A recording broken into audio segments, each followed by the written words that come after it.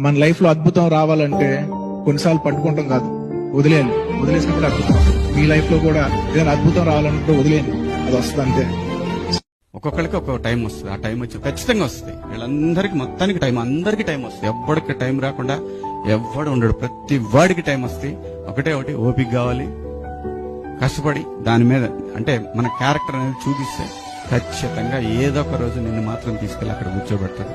అందులో సందేహం లేదు. చాలా నాకు ఎప్పుడు ఏమంటే మన పనిని 100% పెట్టి ఏ పని అవచ్చు చేస్తే మనకి ఏ టైంలో ఏం ఇవ్వాలి, అది ఎంత పెద్దదిగా రావాలి అనేది వచ్చేసింది.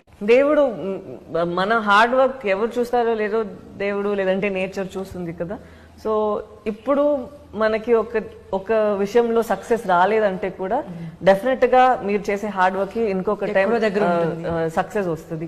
అది ఏ ఫామ్ లో వస్తుంది ఏంటి అనేది మీరు కొంచెం పేషెంట్